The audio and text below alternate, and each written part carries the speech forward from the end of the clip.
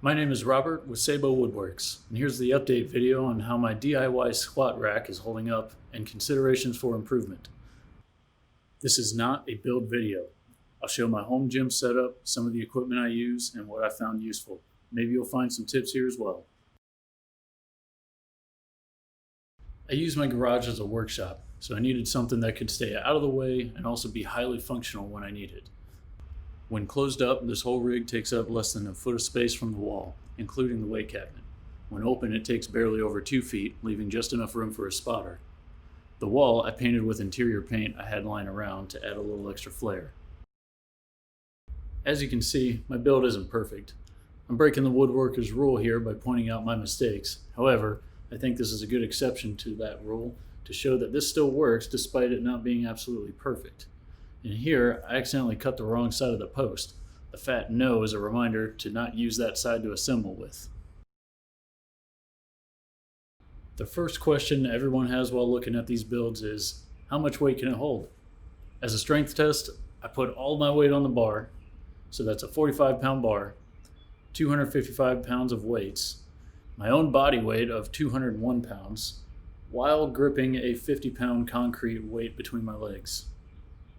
That's 551 pounds bouncing around on those hooks. The J hooks are not going anywhere because they're bolted in place, each with 3 7-inch bolts. The rack itself is only held up by door hinges. So while the hinges can hold up some weight, they wouldn't exactly last long with a lot of jerk from all those weights slamming down over and over again.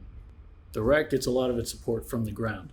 My garage floor is uneven, so my beams don't actually touch the ground. The way I get around that is adding a simple support block underneath each one. I want to take a moment to say that nobody is sponsoring this video.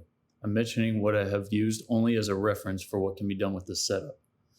I've been using this almost every day for the last 2 months, so this rack has been getting some good use and wear. I started with the RP 4-day strength plan and then the 5-day plan. Each plan is customizable, and with the use of Excel Magic, it evolves over the course of the plan. I paid about $100 for each one, which can be equivalent to other gym memberships.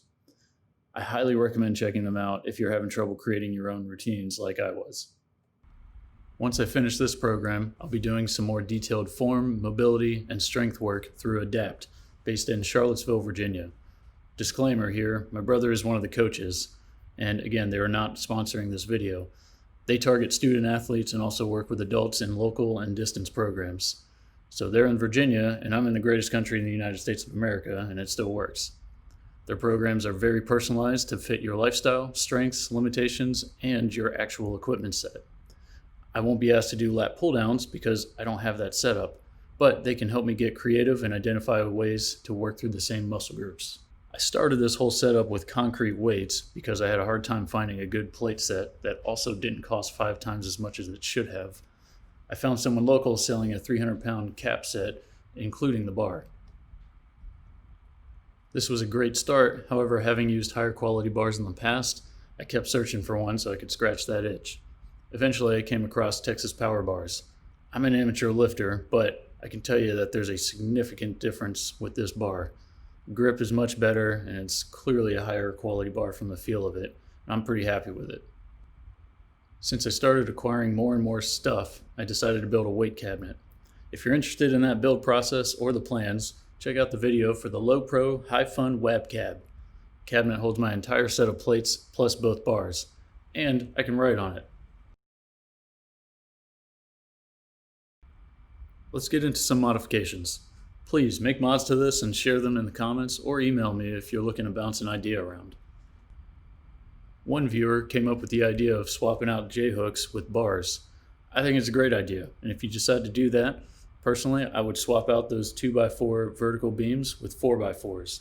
Then drill holes for those J-hook bars the same way as you would for those pull-up bars.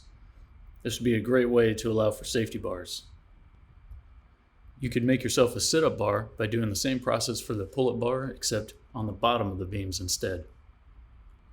When you start collecting accessories, you can use the backboards to screw in some hooks or dowels for hanging.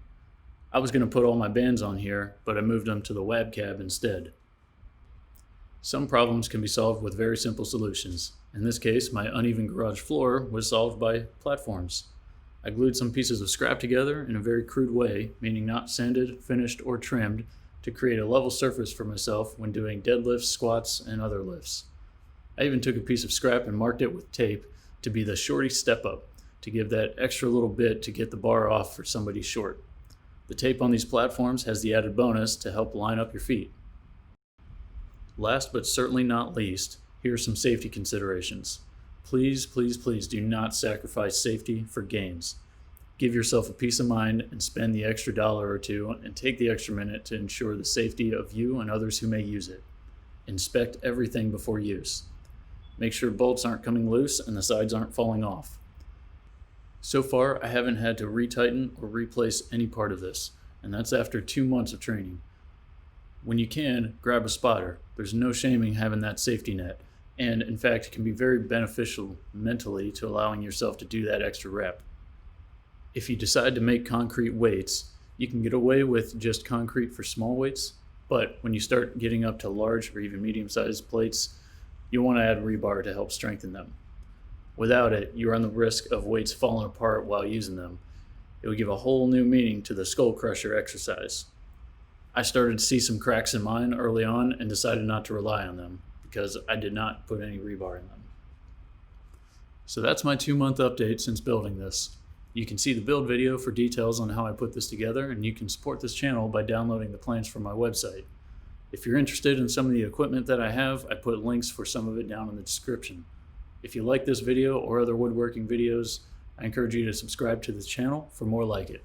This video and this build is not perfect, and that just goes to show you don't have to be perfect to make something cool and have fun with it.